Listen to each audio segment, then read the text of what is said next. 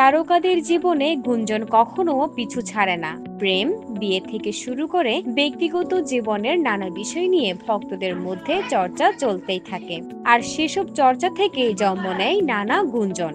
সম্প্রতি ঢালিউডের দুই নায়িকা পূর্ণিমা ও ববিকে নিয়ে ডিভোর্স ও বিয়ের গুঞ্জন শোনা যায়। নায়িকা পূর্ণিমা ও তার স্বামী আশফাকুর রহমানের ডিভোর্স গুঞ্জনে মেতে উঠেছে নেটিজেন ও বিনোদন জগতের অনেকে। 2022 সালে বেসরকারি চাকরিজীবী আশফাকুরের সঙ্গে বিবাহ বন্ধনে আবদ্ধ হন জনপ্রিয় এই তারকা। কিন্তু অনেকেই দাবি করছেন পূর্ণিমা ও আশফাকুরের সম্পর্কের মধ্যে নাকি দূরত্ব তৈরি হয়েছে, এমনকি বিচ্ছেদ পর্যন্ত হয়ে গেছে, এমন কথাও কানাঘুষা চলছে। সোশ্যাল মিডিয়ায় অনেকদিন ধরে এই দম্পতির যুগল ছবি অনুপস্থিত। এরই মধ্যে পূর্ণিমার ফেসবুকের একটি পোস্ট আলোচনায় আরও আগুন জ্বালিয়েছে। সেখানে তিনি লেখেন, মিথ্যার সম্পর্কের ভিড়ে নিজেকে হারিয়ে ফেলার চেয়ে নিঃসঙ্গতা অনেক বেশি শান্ত, নিরাপদ এবং মর্যাদাপূর্ণ। কাকে উদ্দেশ্য করে এই বক্তব্য তা নিয়ে ভক্ত ও নেটিজেনদের মধ্যে চলছে নানান ব্যাখ্যা বিশ্লেষণ। তবে বুধবার সন্ধ্যায় পূর্ণিমা আবারও আলোচনার কেন্দ্রবিন্দুতে আসেন। তিনি স্বামী আশফাকুর রহমানের হাত ধরে একটি রেস্তোরাঁয় তোলা ছবি সোশ্যাল মিডিয়ায় শেয়ার করেন। অনেকেই মনে করছেন এই ছবির মাধ্যমে গুঞ্জনের জবাব দিয়েছেন অভিনেত্রী। তবে শনিবার বিকেলে নিজের ভেরিফাইড ফেসবুক অ্যাকাউন্টে আগের পোস্টের ব্যাখ্যা দিয়ে একটি দীর্ঘ স্ট্যাটাস দেন পূর্ণিমা।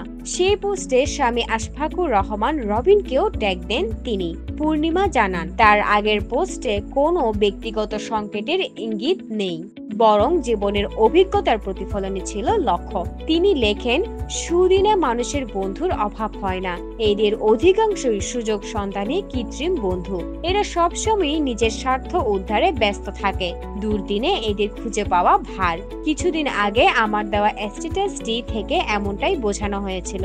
প্রতিটি মানুষের চারপাশে যা কিছু ঘটে এসবকেই কেন্দ্র করে স্ট্যাটাসটি লেখা হয়েছিল। দিন শেষে আমিও একজন মানুষ, সবার মতো আমারও কম বেশি কাছের দূরের মানুষ রয়েছে। এই কারণে আমাকেও সুসময়ের বন্ধু ও স্বার্থপরদের মুখোমুখি হতে হয়েছে। পোস্টে পূর্ণিমা জানিয়েছেন, তার লেখাটি ভুলভাবে ব্যাখ্যা করা হয়েছে।